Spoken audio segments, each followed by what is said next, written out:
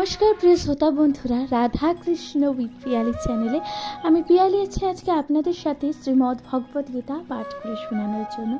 प्रिय श्रोता बंधुरा श्रीमद् भगवत गीता जा प्रत्येकटी स्तरेर मानुष एबं सर्वोपरि सकल मानुषेर किन्तु एई श्रीमद् भगवत गीता अवश्यई पाठ करा उचित बा शोना उचित। प्रिय श्रोता बंधुरा श्रीमद् भगवत गीता जा मानुषेर चरित्र परिवर्तन तथा मानुषेर जीवन यात्रा करार धारणा के परिवर्तन करते যথেষ্ট समर्थ। प्रिय श्रोता बंधुरा श्रीमद् भगवत गीता जा अंधकारेर आलोर प्रकाश घटाय। सुतरां आमादेर अर्थात श्रीमद् भगवत गीता सकल व्यक्ति तथा सकल सम्प्रदायेर मानुष तथा सकल मानुषके किन्तु श्रीमद् भगवत गीता अवश्यई शोना बा पढ़ा उचित। प्रिय श्रोता बंधुरा ताहले शुनते थाकुन श्रीमद् भगवत गीता पाठ। आज के आलोच्य विषय प्रिय श्रोता बंधुरा आज के आलोच्य विषय वस्तुटी होच्छे चतुर्थ अध्याय एवं पंचम श्लोक अर्थात चतुर्थ अध्याय ज्ञान योगेर पंचम श्लोक आज के आलोच्य विषय वस्तु। प्रिय श्रोता बंधुरा अनुग्रह करे श्रीमद् भगवत गीता अवश्य शुनते थाकबेन एवं आपनादेर केमन लागছে श्रीमद् भगवत गीता ता आपनादेर गुरुत्वपूर्ण मतामत दिए जानाते भुले जाबेन ना। ताहले शुनते थाकुन श्रीमद् भगवत गीता पाठ। प्रिय श्रोता बंधुरा श्रीमद् भगवत गीता मोट 18टी अध्याय विभक्त। आज के आलोच्य विषय होच्छे ज्ञान योग पंचम श्लोक। ज्ञान योगेर पंचम श्लोके श्री भगवान अर्थात भगवान की बोलছেন देखुन भगवान बोलছেন बहुनि मे व्यतीतानि जन्मानि तव चार्जुन तान्न हंग वेद सर्वाणि न तंग परन्तप। प्रिय श्रोता बंधुरा ताहले এই শ্লোকের অনুবাদী ভগবান কি বলছেন দেখুন ভগবান শ্রীকৃষ্ণ বলছেন পরমেশ্বর ভগবান বললেন পরমেশ্বর ভগবান কি বলছেন দেখুন পরমেশ্বর ভগবান বললেন হে পরম তপ অর্জুন আমারও তোমার বহু জন্ম অতিবাহিত হয়েছে আমি সেই জন্মের কথা স্মরণ করতে পারি কিন্তু তুমি পারো না। ভগবান এই কথা বলছে তাৎপর্য কি বলছে দেখুন এই শ্লোকের তাৎপর্য কি আছে তাৎপর্য বলছে ব্রহ্ম সংহিতাতে আমরা ভগবানের নানাবিধ অবতারের সম্বন্ধে জানতে পারি। প্রিয় শ্রোতা বন্ধুরা তাহলে আমরা ভগবান শ্রীকৃষ্ণের নানাবিধ যে অবতার নিয়েছিলেন ভগবান তা আমরা কোথায় জানতে পারবো ব্রহ্ম সংহিতা। প্রিয় শ্রোতা বন্ধুরা সেখানে বলা হয়েছে কি দেখুন সেখানে বলা হয়েছে অদ্বৈতম চুত্ত মনা দীনম তব রূপ মাত্তং পুরাণ পুরুষং নব যৌবনশ্চ বেদেষু দুর্লভম দুর্লভমাত্মভোক্তৈ গোবিন্দাম দি পুরুষং তমহং ভজামি। প্রিয় শ্রোতা বন্ধুরা ভগবান শ্রীকৃষ্ণ কি বলছেন দেখুন ভগবান এই শ্লোকের মাধ্যমে আমাদের বলতে চাইছেন দেখুন আমি পরমেশ্বর ভগবান আদি পুরুষ গোবিন্দের ভজনা করি আমি অদ্বৈত অচ্যুত ও অনাদি যদিও অনন্ত রূপে পরিপ্রাপ্ত তবুও তিনি সকলের আদি ও পুরুষ না রূপ পুরুষ এবং তিনি সর্বদাই নব যৌবন সম্পন্ন যারা শ্রেষ্ঠ বেদজ্ঞ তাদের কাছে ভগবানের সচ্চিদানন্দর এই রূপ কিন্তু অত্যন্ত দুর্লভ। প্রিয় শ্রোতা বন্ধুরা কিন্তু ভগবান বলছেন দেখুন ভগবান শ্রীকৃষ্ণ কি বলছেন কিন্তু ভগবানের শুদ্ধ ভক্ত সর্বক্ষণ ভগবানের এই রূপের দর্শন করেন। প্রিয় শ্রোতা বন্ধুরা যে সকল মানুষ ভগবানের শুদ্ধ ভক্ত হয়ে থাকে তারা কিন্তু ভগবানের এই রূপের প্রত্যক্ষ দর্শন কিন্তু করেন।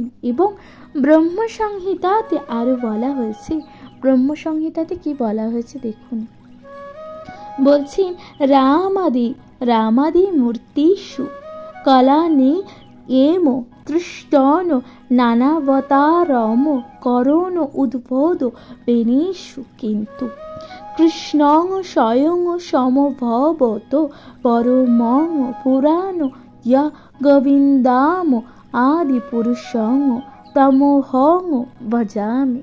প্রিয় শ্রোতা বন্ধুরা, তাহলে এই শ্লোকের মাধ্যমে ভগবান আমাদের কি বোঝাতে চাইছেন? দেখুন, ভগবান বলতে চাইছেন আমি পরমেশ্বর ভগবান। অর্থাৎ আমি কে? আমি হচ্ছে সেই পরমেশ্বর ভগবান, আদিপুরুষ গোবিন্দ শ্রীকৃষ্ণের ভজনা করি, যিনি শ্রীরামচন্দ্র শ্রী নৃসিংহদেব আদি বহুরূপে অবতরণ করেছেন। প্রিয় শ্রোতা বন্ধুরা, এখানে কিন্তু শ্রীকৃষ্ণের যে অবতরণগুলো আছে, অর্থাৎ ব্রহ্মসংহিতাতে আমরা কিন্তু তা জানতে পারবো। এই শ্লোকের মাধ্যমে শ্রীকৃষ্ণের যে অবতীর্ণ বা শ্রীকৃষ্ণ যে যুগে যুগে নানা রূপে অবতীর্ণ হয়েছে সেগুলো কিন্তু বর্ণনা করা হয়েছে। প্রিয় শ্রোতা বন্ধুরা, এরপর ভগবান কি বলছেন দেখুন, কিন্তু পরম পুরুষ শ্রীকৃষ্ণ তার আদি স্বরূপ, যিনি নিজেও অবতরণ করে থাকেন। বেদে বলা হয়েছে যে যদিও ভগবান অদ্বৈত, বেদে কি বলা হয়েছে? যদিও ভগবান অদ্বৈত, তবুও তিনি অনন্তরূপী প্রকাশিত হন। প্রিয় শ্রোতা বন্ধুরা, বৈদর্য মুনি থেকে নানা বর্ণ বিচ্ছুরিত হলে যেমন তার নিজের কোনো পরিবর্তন হয় না, প্রিয় শ্রোতা বন্ধুরা, যেমন তার নিজের কোনো পরিবর্তন হয় না, ভগবানও তেমন নানা রূপে প্রকাশিত হলেও স্বয়ং অপরিবর্তিত থাকেন। প্রিয় শ্রোতা বন্ধুরা, ভগবানও ঠিক তেমনি নানা রূপে প্রকাশিত হলেও স্বয়ং কিন্তু কি থাকেন বলুন? প্রিয় শ্রোতা বন্ধুরা, অপরিবর্তিত থাকে, অর্থাৎ ভগবানও নিজের রূপ থেকে পরিবর্তন করেন না। ভগবান সেই অনন্ত রূপ বেদ অধ্যয়নের মাধ্যমে উপলব্ধি করা যায় না। ভগবানের সেই যে অনন্ত রূপ এবং বেদ অধ্যয়নের মাধ্যমে উপলব্ধি করা যায় না। প্রিয় শ্রোতা বন্ধুরা, কিন্তু তার শুদ্ধ ও অন্যান্য ভক্তরা তার অনন্ত রূপের মর্ম উপলব্ধি করতে পারেন। ভগবান বলেছেন, কিন্তু তার যে শুদ্ধ যারা ভক্ত থাকে তারা কিন্তু ভগবানের এই অনন্ত রূপের উপলব্ধি করতে পারেন এবং তারা কিন্তু ভগবানকে উপলব্ধি করতে পারেন। এক্ষেত্রেই একটি কথা বলা হয়েছে, দেখুন ভগবান বলছেন, বেদেষু দুর্লভম আত্ম ভক্তি। শ্রোতা বন্ধুরা, অর্জুনের মতন ভক্তেরা ভগবানের নিত্য সহচর। অর্জুনের মতন এমন কিছু ভক্ত আছে যারা কিনা ভগবানের নিত্য সহচর।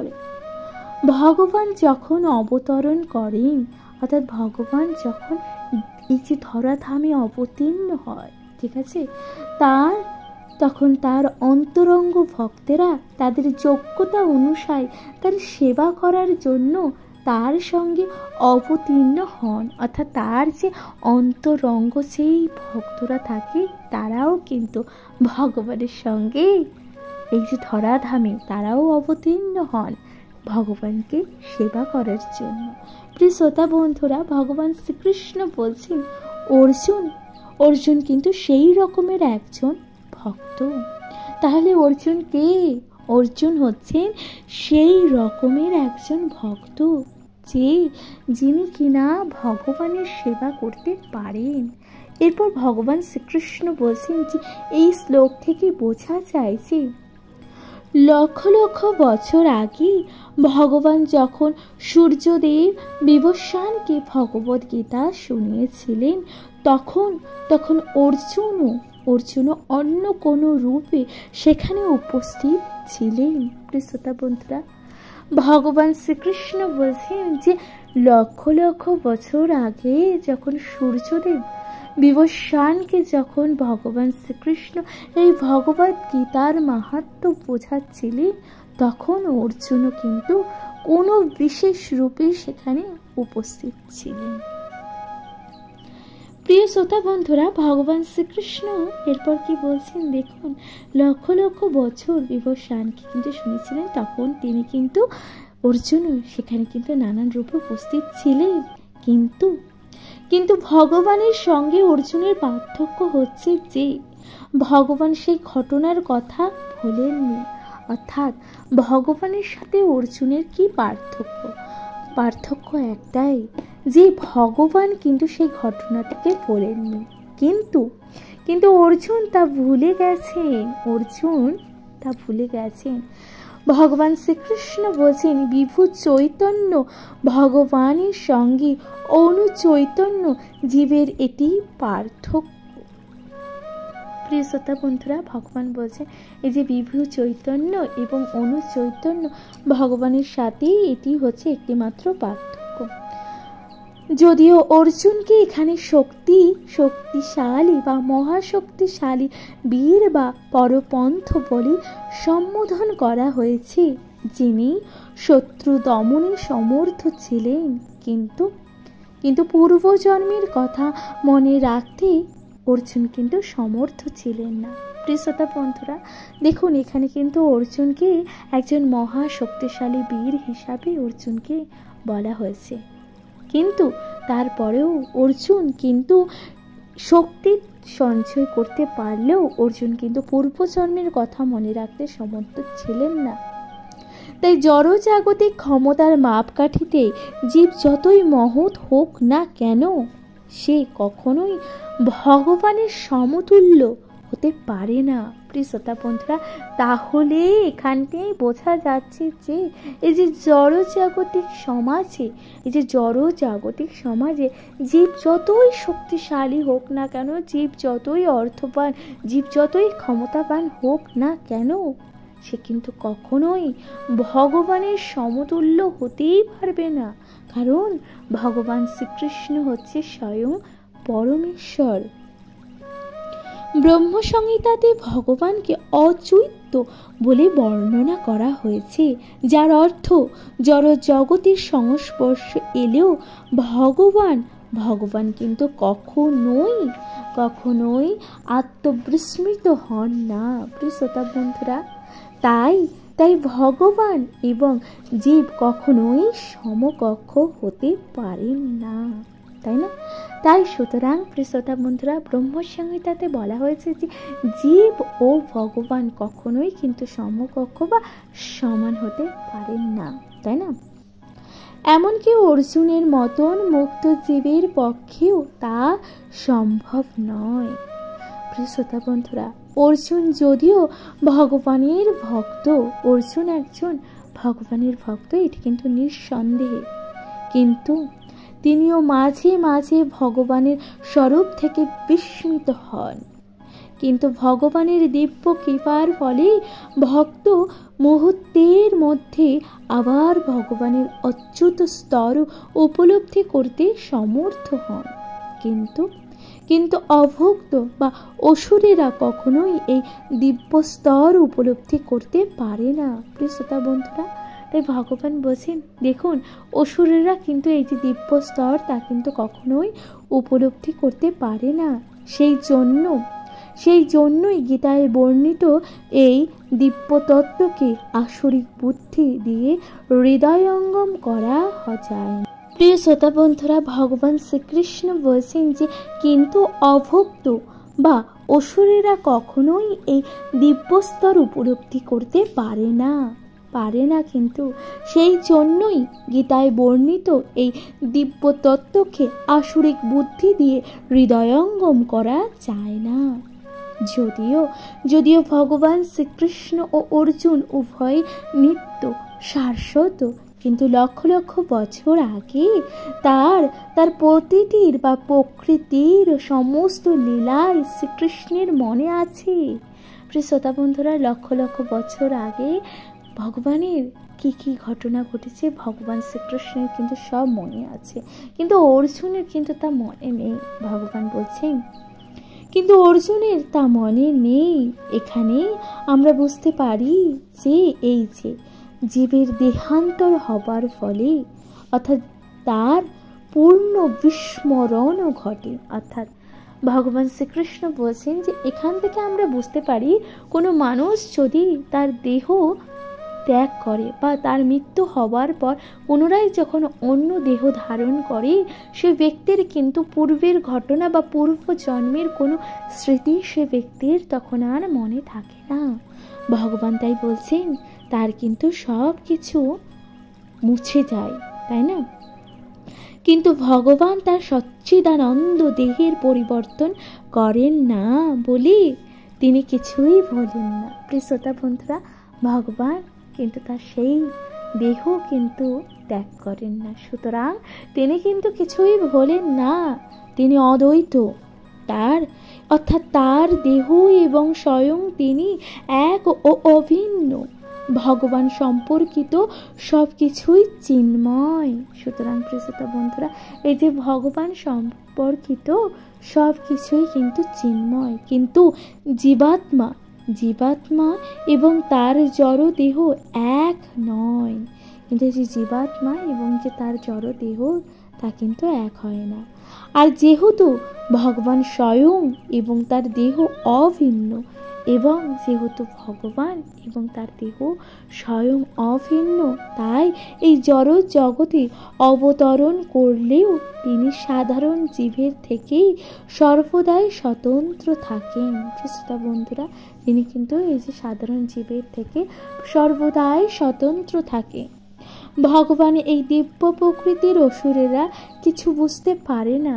প্রিয় শ্রোতা বন্ধুরা, ভগবানের এই যে দিব্য প্রকৃতির যে সকল অসুরেরা থাকে, তারা কিন্তু ভগবানের এই যে দিব্য প্রকৃতির কথা তারা কিন্তু বুঝতে পারে না, তাই না? সে কথা ভগবান পরবর্তী শ্লোকে বর্ণনা করেছেন। প্রিয় শ্রোতা বন্ধুরা, এই কথা কিন্তু ভগবান পরবর্তী শ্লোকে বর্ণনা করেছে এবং তা আমরা পরবর্তী শ্লোকে অবশ্যই জানতে পারবো। প্রিয় শ্রোতা বন্ধুরা, তাহলে এখানেই সমাপ্ত হচ্ছে পঞ্চম শ্লোক। আশা করছি এই পঞ্চম শ্লোক আপনাদের ভালো লেগেছে এবং আপনারা কে কোথা থেকে শ্রীমদ্ ভগবত গীতা পাঠ শুনছেন আপনাদের গুরুত্বপূর্ণ মতামত দিয়ে জানাতে ভুলে যাবেন না। প্রিয় শ্রোতা বন্ধুরা, শুনতে থাকুন শ্রীমদ্ ভগবত গীতা পাঠ। এর পরবর্তী শ্লোক হচ্ছে ষষ্ঠ শ্লোক, জ্ঞানযোগে ষষ্ঠ শ্লোক, যা আপনাদের সাথে পাঠ করে শোনাতে চলেছি। প্রিয় শ্রোতা বন্ধুরা, অনুগ্রহ করে শুনতে থাকুন শ্রীমদ্ ভগবত গীতা পাঠ। প্রিয় শ্রোতা বন্ধুরা, শ্রীমদ্ ভগবত গীতার ষষ্ঠ শ্লোকে ভগবান কি বলছেন দেখুন। এই শ্লোকে ভগবান বলছেন, অজয়োপি সন্নবয়াত্ম ভূতানামীশ্বরোপি সন প্রকৃতং সামধিষ্ঠান সম্ভবাম আত্মা মায়ামা। প্রিয় শ্রোতা বন্ধুরা, তাহলে এই শ্লোকের অনুবাদে ভগবান কি বলছেন আসুন তার ব্যাখ্যা করি। ভগবান অনুবাদে বলছেন, যদিও আমি জন্মরহিত,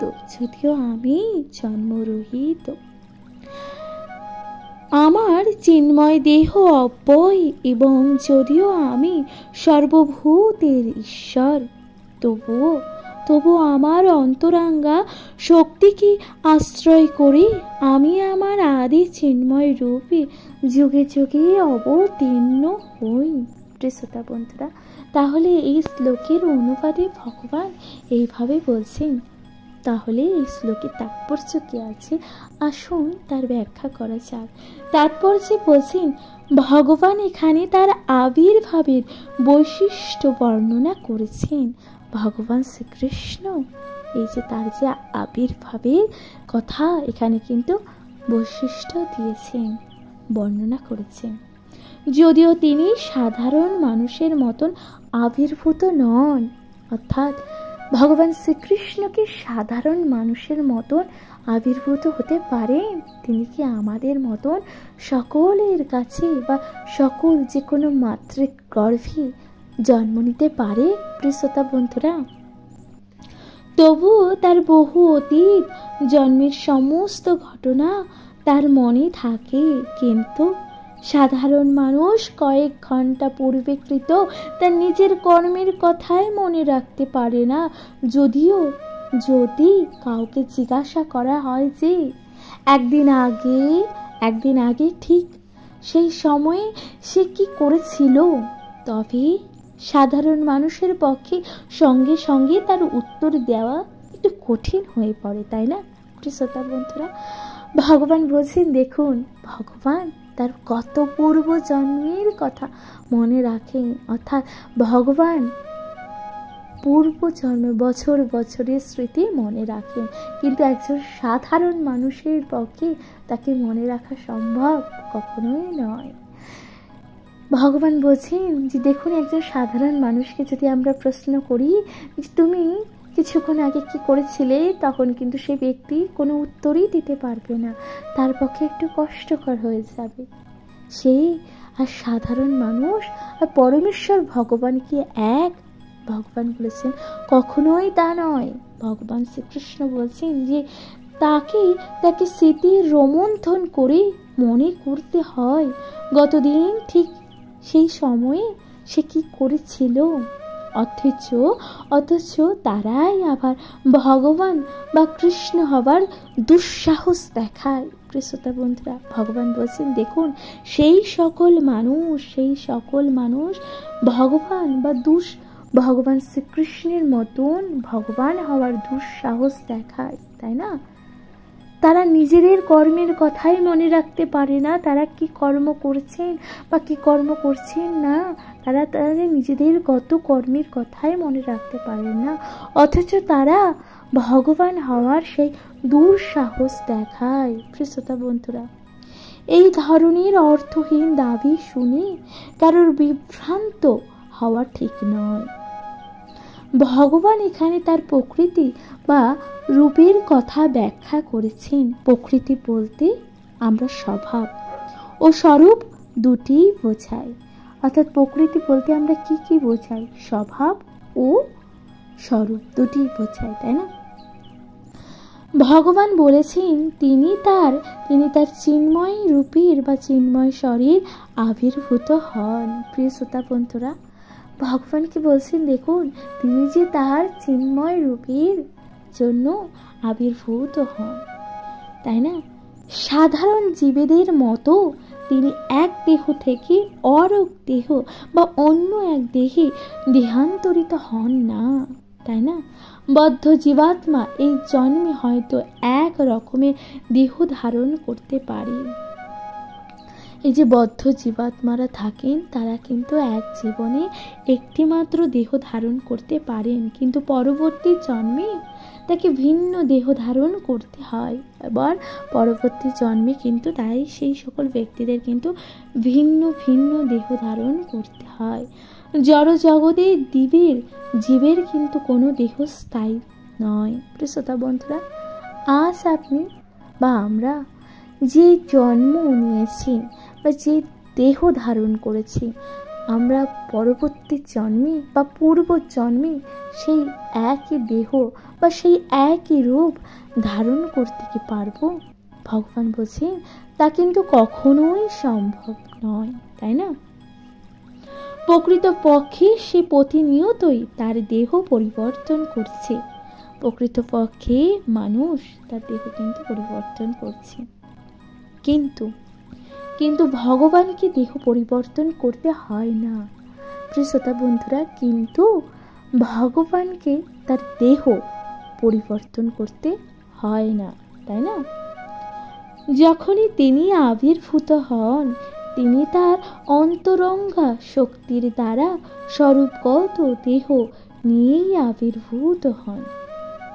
অর্থাৎ শ্রীকৃষ্ণ যখন এই জড় জগতে আবির্ভূত হন, তখন তিনি তার দ্বিভুজ মুরালিধারী শাশ্বত রূপ নিয়ে আবির্ভূত হন। প্রিয় শ্রোতা বন্ধুরা, ভগবান শ্রীকৃষ্ণ কিন্তু যুগে যুগে অবতীর্ণ হয়েছে, এবং তিনি যখন অবতীর্ণ হয়েছে, তিনি কিন্তু তার নিজের স্বরূপ নিয়েই অবতীর্ণ হয়েছেন। এখানে তা বলা হয়েছে, তিনি তার শাশ্বত দেহেই আবির্ভূত হন। জড় জগতের কোনো কুলুষ তাকে বা তার রূপকে স্পর্শ করতে পারে না। তিনি যদিও তার অপ্রাকৃতিক রূপ নিয়ে এই জড় জগতে আবির্ভূত হন এবং সর্ব অবস্থাতেই তিনি সমস্ত জগতের অধীশ্বর থাকেন। শ্রোতা বন্ধুরা, তবু তার জন্মলীলা একজন সাধারণ মানুষের মতন হতে পারে কি বলে মনে হয়, তাই না? তার জন্মলীলা কিন্তু একজন সাধারণ মানুষের মতনই বলে মনে করা হয়। আর যদি তার দেহের পরিবর্তন হয় না, প্রিয় শ্রোতা বন্ধুরা, ভগবান বলছেন আর যদিও তার কিন্তু দেহের পরিবর্তন হয় না, তবুও তিনি শৈশব থেকে পৌগণ্ডী বা পৌগণ্ড থেকে কৈশোর এবং কৈশোরী থেকে তিনি কিন্তু যৌবনে উত্তীর্ণ হন। কিন্তু আশ্চর্যজনকভাবে যৌবনের ঊর্ধ্বে তার দেহ আর কিন্তু কোনো রূপান্তরিত হয় না। প্রিয় শ্রোতা বন্ধুরা, তাহলে কি বুঝতে পারছেন? দেখুন, সাধারণ মানুষের কিন্তু দেহ আস্তে আস্তে কিন্তু নানান রকম রূপ নেয়। কৈশোর থেকে যৌবন থেকে হচ্ছে কি একেবারে বার্ধক্য, কিন্তু ভগবানের কিন্তু তার রূপ নেয় না। ভগবানের কিন্তু শৈশব থেকে কৈশোর এবং কৈশোর থেকে যৌবনে উত্তীর্ণ হয়, তার জীবনে কিন্তু বার্ধক্য আসে না, তাই না? প্রিয় শ্রোতা বন্ধুরা, ভগবান শ্রীকৃষ্ণের দেহে আমরা কিন্তু কোনো রকম বার্ধক্যের সেই ছায়া আমরা দেখতে পাই না, তাই না? সাধারণ মানুষ যেমনভাবে নিজেদের দেহ ত্যাগ বা নিজেদের দেহ পরিবর্তন হচ্ছে, অর্থাৎ শৈশব থেকে কৈশোর এবং কৈশোর থেকে কিনা যৌবন এবং যৌবন থেকে যখন বার্ধক্য, ক্রমশ মৃত্যুবরণ হচ্ছে, কিন্তু ভগবান শ্রীকৃষ্ণের মধ্যে কিন্তু সেই কৈশোর বা বার্ধক্য কিন্তু আসে না। কৈশোর ভগবান শ্রীকৃষ্ণের জীবনে সেই বার্ধক্যতা কখনোই আসে না। তাই ভগবান বলেছেন, কিন্তু আশ্চর্য ভয়ানকভাবে যৌবনের ঊর্ধ্বে তার দেহের আর কিন্তু কোনো রূপান্তরিত হয় না। কুরুক্ষেত্রের যুদ্ধের সময় তার অনেক পৌঢ় ছিল এবং ভগবান শ্রীকৃষ্ণ বলছেন, এখানে বলা হয়েছে, দেখুন, কুরুক্ষেত্রের যুদ্ধের সময় তার কিন্তু অনেক পৌঢ় ছিল, অর্থাৎ জাগতিক হিসাবে তার তখন বয়স হয়েছিল প্রায় অনেক, কিন্তু তাকে দেখে মনে হতো তিনি হয়তো 20-25 বছরের একজন যুবক। প্রিয় শ্রোতা বন্ধুরা, সেই কুরুক্ষেত্রের যুদ্ধে যখন যুদ্ধ হয়েছিল তখন কিন্তু ভগবান শ্রীকৃষ্ণ অনেক বয়স ছিল, তিনি কিন্তু অনেকটাই পৌঢ় ছিলেন, কিন্তু তাকে দেখে এটা কখনোই মনে হয়নি তিনি যে অনেক বয়স্ক বা বৃদ্ধ, তার অনেক বয়স হয়েছে। তাকে দেখে বরং ভগবান শ্রীকৃষ্ণকে দেখে এটাই মনে হয়েছে তিনি হয়তো 20 বা 25 বছরের একজন যুবক মাত্র। তাই বলা হয়েছে, যদিও শ্রীকৃষ্ণ অতীত, বর্তমান ও ভবিষ্যতের সর্বকালীন আদি পুরুষ। শ্রোতা বন্ধুরা, তাহলে শ্রীকৃষ্ণ কে? শ্রীকৃষ্ণ হচ্ছে অতীত, বর্তমান এবং ভবিষ্যতের আদি পুরুষ, সমগ্র সৃষ্টির সর্বপ্রাচীন পুরুষ। এই যে সমগ্র সৃষ্টি হয়েছিল তার সর্বপ্রাচীন পুরুষকে বাসুদেব শ্রীকৃষ্ণ, তাই না? প্রিয় শ্রোতা বন্ধুরা, কিন্তু তিনি আমাদের মতো বৃদ্ধাবস্থা প্রাপ্ত হন না, অর্থাৎ ভগবান শ্রীকৃষ্ণের কোনো রূপে বা কোনো অবতার নেই, বা তিনি যুগে যুগে যখন অবতীর্ণ হয়েছে তার অবতারে আপনারা কি কখনোই কোনো বার্ধক্য বা বৃদ্ধ অবস্থার কোনো ছবি দেখতে পেয়েছেন? তার কি কখনো বৃদ্ধ অবস্থা কেউ কি দেখতে পেয়েছেন? কখনোই তা দেখা যায়নি। তাই ভগবান বলছেন, দেখুন, বলা হয়েছে কোনো ছবিতে কিন্তু আমরা ভগবান শ্রীকৃষ্ণ সেই বার্ধক্যগ্রস্ত অবস্থায় দেখা যায়নি। কখনো তার দেহের অথবা তার বুদ্ধির চেয়ে কোনো রকম শ্রীকৃষ্ণকে যে বার্ধক্যগ্রস্ত অবস্থায় দেখা যায়নি, তাই না? ভগবান শ্রীকৃষ্ণ তাই বলেছেন যে কখনোই কিন্তু শ্রীকৃষ্ণকে বার্ধক্যজনিত অবস্থায় দেখা যায়নি। কখনো তার দেহের বা অথবা তার বুদ্ধির কোনো রকম ক্ষয় বা বিকার কিন্তু হয়নি। সুতরাং তার দেহের বা তার বুদ্ধির কোনো রকম বিকার বা ক্ষয়ও কিন্তু হয়নি। তাই এটি স্পষ্ট, অত্যন্ত স্পষ্ট যে এই জড় জগতের অবতীর্ণ হলেও তিনি চিরকাল অজ, নিত্য, শাশ্বত, পুরাতন ও আদি পুরুষ ও সচ্চিদানন্দ। প্রিয় শ্রোতা বন্ধুরা, তাই এই যে চিরকালই, এই কথাটি তিনি যতদিন এই জড় জগতে অবতীর্ণ হয়েছে, যতকালই, চিরকালই তিনি অজ, নিত্য ও তিনি কিন্তু আদি পুরুষ। বাস্তবিক পক্ষে তার আবির্ভাব বা অন্তর্ধান আমাদের সম্মুখে ঠিক সূর্যের আবির্ভূত বা বিচরণ করতে করতে দৃষ্টির আড়ালে চলে যাওয়ার মতো। প্রিয় শ্রোতা বন্ধুরা, এই যে বাস্তবিক অর্থে এই ভগবান শ্রীকৃষ্ণের আবির্ভাব বা অবতীর্ণ বা অন্তর্ধান কিরকম? সূর্যের অস্ত্র বা উদয় হওয়ার মতন, তাই না? ভগবান বলছেন, আকাশে সূর্যকে দেখে যেমন মনে করি সূর্য আকাশে রয়েছে, তারপর আমাদের দৃষ্টি যখন আড়ালে চলে যায় তখন আমরা মনে করি সূর্য এখন অস্ত গেছে, তাই না? প্রকৃতপক্ষে সূর্য তার নির্দিষ্ট কক্ষপথেই রয়েছে। প্রিয় বন্ধুরা, ভগবান বলছেন, দেখুন, যখন সূর্য উদিত হয় তখন কিন্তু আমরা দেখি সূর্য উদয় হচ্ছে, অর্থাৎ দিন হচ্ছে, এবং তার কিছুক্ষণ পর, অর্থাৎ কয়েক মুহূর্ত বা কয়েক ঘন্টার পর যখন আবার রাত্রি হচ্ছে, তখন আমরা সেই অবস্থা দেখে এটা অনুভব করি সূর্যদেব বুঝি অস্ত গেছে, কিন্তু তা কখনোই নয়, বরং সূর্য কিন্তু নিজের কক্ষপথে অবতীর্ণ আছেন, তাই না? ভগবান তাই বলেছেন, কিন্তু আমাদের এটি ত্রুটিপূর্ণ ও সীমিত ইন্দ্রিয়ের দ্বারা আমরা কখনোই সেই আকাশে সূর্যের উদয় এবং অস্ত পর্যবেক্ষণ করি। যেহেতু ভগবান শ্রীকৃষ্ণ আবির্ভাব বা অন্তর্ধান সাধারণ জীবের মতো নয়, তাই তা প্রমাণ করেছে তার অন্তরঙ্গা শক্তির প্রভাবে ভগবান সৎ ও চিত ও আনন্দময় এবং জড় প্রকৃতির দ্বারা তিনি কখনোই কলুষিত হবেন না।